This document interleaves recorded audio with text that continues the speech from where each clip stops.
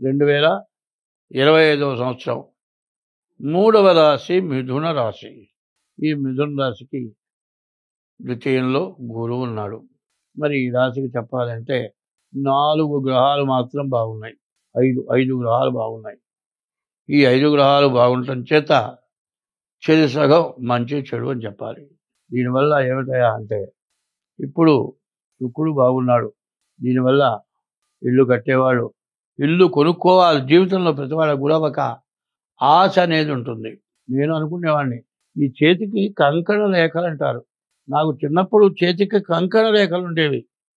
ఈ కంకణ రేఖలు చూసి చాలామంది ఎవరైనా నీ కంకణ రేఖలు ఉన్నాయి, పెద్ద పెద్ద కంకణాలు పెడతావా అన్నారు.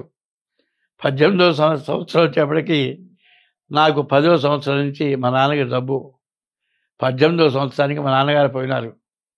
మరి అక్కలిద్దరు చెల్లెళ్ళిద్దరు ఇంతమందిని పోషించి మరి పస్తులు పడుకొని చాలా కష్టపడి, ఎంత కష్టపడ్డా మా నాన్న ఒకటే చెప్పాడు, నాయన విద్యని మించింది ఇంకోట్లేదురా, అడవిలోనైనా బతకగలుగుతాడురా, విద్యను అన్నదమ్ములు పంచుకోర్రా, విద్యను రాజులు కాజేయర్రా, ఆ సరస్వతి నీ నాలిక మీద ఉంటే నువ్వు ఎక్కడైనా బతకగలుగుతావురా, చదువు మాత్రం మానుకోబాకు నాయనా, నా పని అయిపోయింది, ఎక్కువ రోజులు బతకను.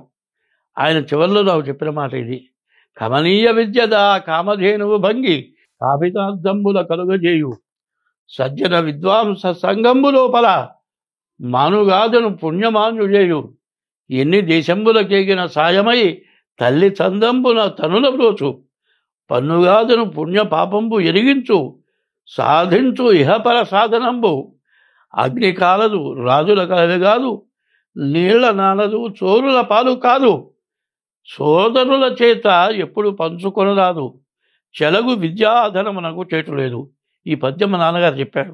ఇవాళ ఆయన చెప్పిన మాట నాకు గుర్తొచ్చి ఆ పద్యం చెబుతూ ఉంటే నా హృదయం కదిలిపోయింది, కళ్ళమని నీళ్ళు వస్తున్నాయి.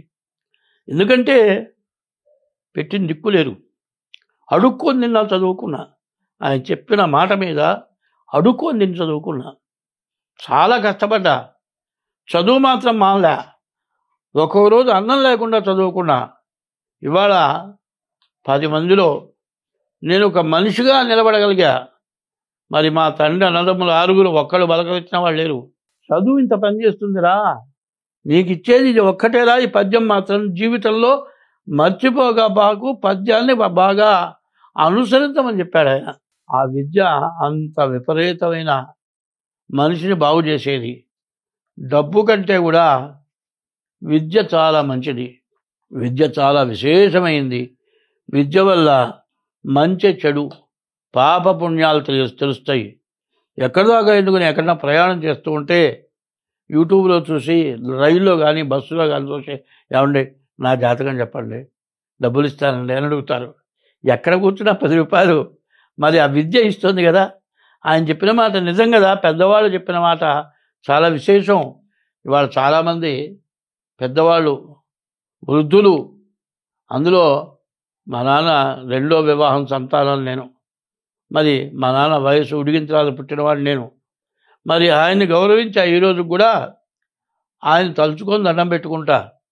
మరి తల్లిదండ్రులు అయిన వాళ్ళు, పాతవాళ్ళు బతికే మార్గాన్ని, సకల విద్యల్ని కూడా తెలియజేశారు. దాని ప్రకారం ఉన్నాం కాబట్టి బాగున్నాం. కాబట్టి ఇప్పుడు చెప్పబోయేది ఏమిటంటే, మీకు గురువు బాగున్నాడు, తర్వాత బుధుడు బాగున్నాడు, కుజుడు బాగున్నాడు, శుక్రుడు బాగున్నాడు.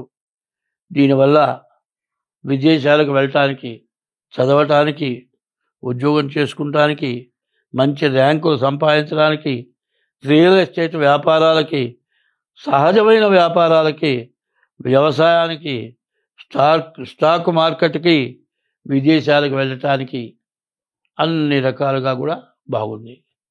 ఇన్ని రకాల బాగుంది ఏమిటా అంటే అన్నీ బాగున్నాయండి. ఒక కాలు మాత్రం కింద పెట్టడానికి లేదు. కాలుకి ఏదో పెద్ద మేకు గుచ్చుకుంది.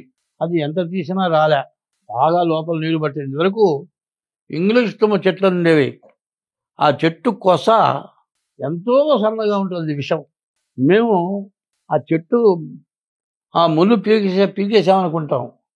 ఆ లోపల కనుక అది ఉన్నది అంటే మాత్రం రణమైపోతుంది, కాలు కూడా తీసేసే పరిస్థితి వస్తుంది, లేకపోతే ఆన్ అవుతుంది. మొత్తం లోపల కండతో సహా తోడి ఆ సన్న నలగ తీసేస్తేనే మనిషి బతకగలుగుతాడు. అటువంటిది ఏదైనా జరిగిందనుకోండి, మన గతి ఏంటి? శని బాగాలేడు, ఈ శని వల్ల ఇబ్బంది ఉంది, రాహు వల్ల ఇబ్బంది ఉంది, రవి వల్ల ఇబ్బంది ఉంది. ఇన్ని రకాల వ్యాపారాలు, ఉద్యోగం, విదేశీయానం, ఇన్ని చెప్పా కదా.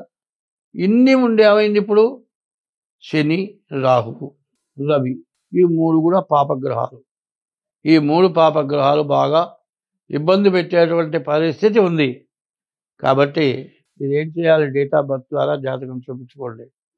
ఎప్పుడైనా నేను ఒకటే చెబుతూ ఉన్నా, ఇవాళ తినే కూరగాయల దగ్గర నుంచి కూడా ఇవాళ తెస్తే రేపటి కుళ్ళిపోతున్నాయి. మరి ఈ వర్షాలకి ఎటువంటి చెట్లు కుళ్ళిపోయినాయి, మళ్ళీ కొత్తగా వేశారు. కనీసం పండ్లకి కూరగాయలకు కూడా ఇంజెక్షన్ చేసి నిగనగలాడేటట్టు చేస్తున్నారు. అవి తెచ్చి అప్పుడు తింటేనే మరుసటి రోజుకి పనికిరావు. అవి మన కడుపులో పోయినా కూడా రకరకాలైన బాధలు కలుగు చేస్తూ ఉన్నాయి. అందుకే ఎప్పుడు కూడా దేవుడికి పూజ చేసి దేవుడికి నివేదన పెట్టమన్నారు. దేవుడికి నివేదన పెడితే మరి దైవ దృష్టిలో పడ్డ ఆహారం వల్ల అమృతమైపోతుంది. ఎటువంటి విషయం కూడా అమృతమైపోతుంది. ఒకప్పుడు రామదాసు గారు బందికానాలు ఉంటే గిద్దెడి బియ్యం 2 గిద్దలు ఉప్పు కలిపి వంట చేసి పెట్టారట.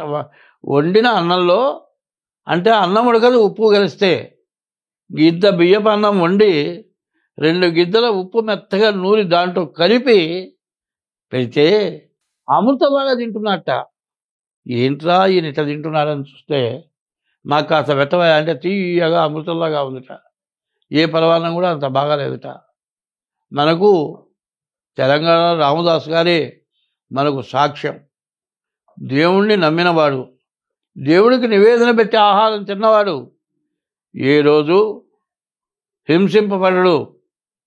శతమానం భవతి శతాయ పురుషశతేంద్రియ ఆయుష్యేవేంద్రియే ప్రతిష్టతి అని ఆశీర్వదిస్తారు.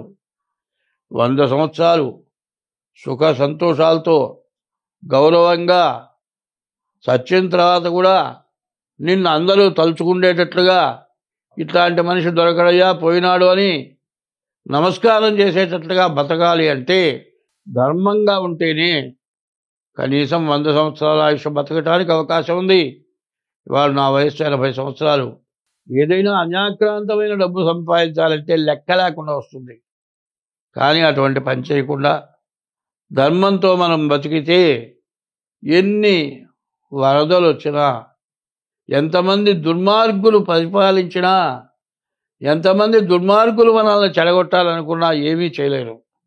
కాబట్టి ముందుగా మిథున రాశి చాలా బాగున్నది, కానీ డేట్ ఆఫ్ బర్త్ ద్వారా జాతకం చూపించుకోండి. మరి దీపావళి ధనలక్ష్మి పూజ చేయండి. కార్తీక మాసం ఈశ్వరాభిషేకం చేయించుకోండి. ఇంకా మీకు ఆచారం ఉంటే కేదారేశ్వర వ్రతం ఉంటే చేసుకోవచ్చు. సత్యనారాయణ స్వామి వ్రతం చేసుకోండి. ఈ నెల మొత్తం దైవాన్ని ఎవరైతే పూజిస్తారో వాళ్ళకి ఎటువంటి దోషాలు, ఎటువంటి ఇబ్బందులు ఉండవు. అయినా కానీ మరి మనం పూర్వజన్మలో చేసుకున్న పాపం పోవాలి అంటే మన గ్రహస్థితి ఎట్లా ఉందో చూడాలి. దానికి ఏం శాంతి చేయాలో చేసుకోవాలి. ఇట్లా చేసుకుంటూ దైవారాధన చేస్తే ఎవరైనా కూడా ఆనందంగా సుఖంగా బతుకుతారు. స్వస్తి.